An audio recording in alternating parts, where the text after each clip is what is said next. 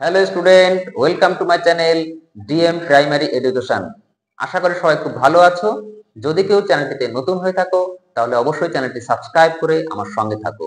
আজ আমরা প্রাথমিক শিক্ষা পর্ষদের নির্দেশ অনুযায়ী নবপরিবর্তিত পদ্ধতি অনুসারে পঞ্চম শ্রেণীর বাংলা বিষয়ের একটি নমুনা প্রশ্নপত্র উত্তর সহ আলোচনা করব।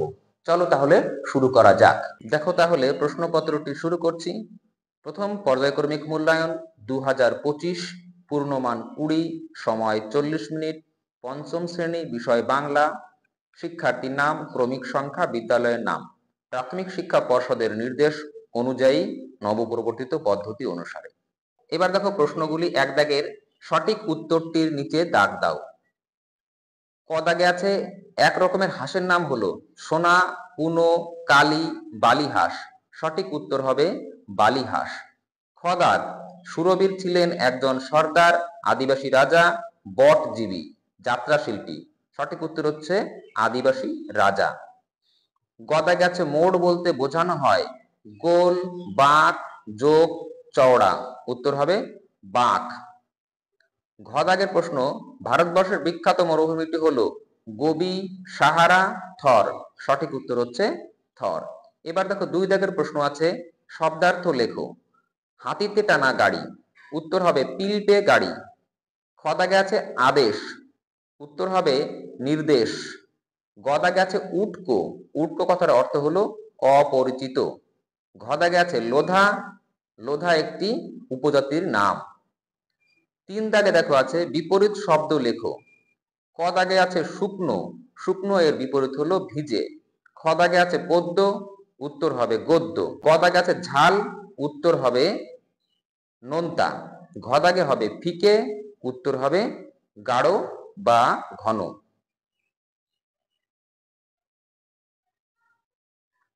এবার দেখো চার দাগে আছে স্তম্ভ মেলাও।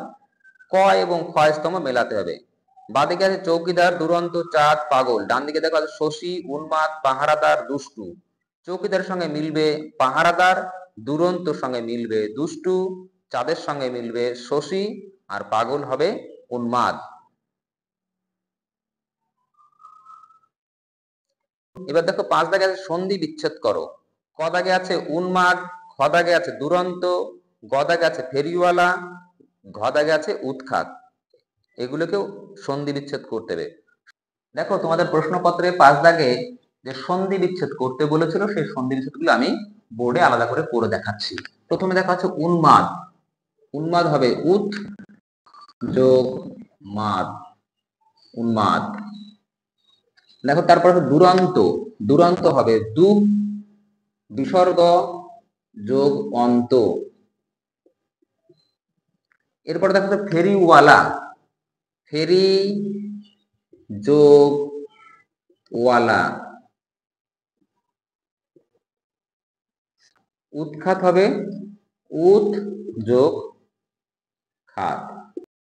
আচ্ছা এবার ছয় দাগে দেখো হচ্ছে ক্রিয়ার নিচে দাগ দাও। ক দাগে দেশে ফিরে ওরা বাসা বাঁধবে। এখানে বাঁধবে কথাটা হচ্ছে ক্রিয়াপদ।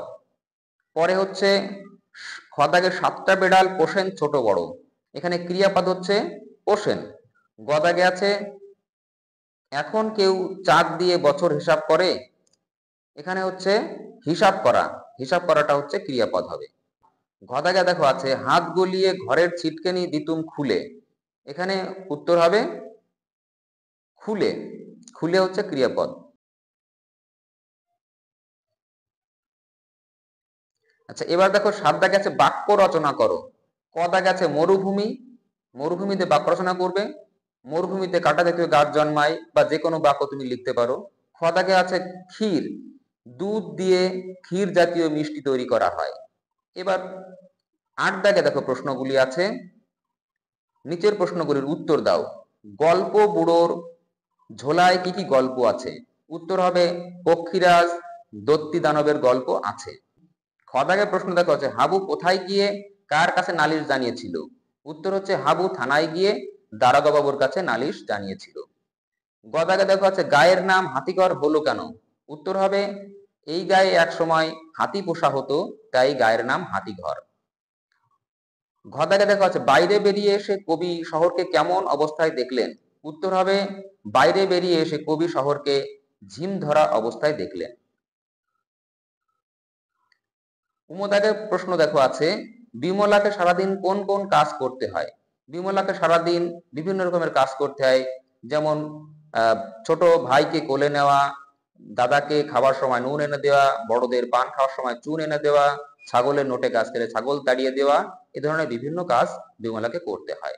দাগে দেখো প্রশ্নটি আছে, বালক রবীন্দ্রনাথের প্রধান ছুটির দেশ কি ছিল? উত্তর হবে বালক রবীন্দ্রনাথের প্রধান ছুটির দেশ ছিল তিনতলার ছাদ। তাহলে আজকের ক্লাস এখানেই শেষ করছি। আশা করি এই প্রশ্ন এবং উত্তরগুলো তোমাদের কাজে লাগবে। তোমরা এই প্রশ্নপত্রগুলি প্র্যাকটিস করবে, তাহলে আশা করি তোমাদের পরীক্ষায় ভালো রেজাল্ট হবে। দেখা হবে পরের দিন পরের ক্লাসে। ততক্ষণ সবাই ভালো থেকো।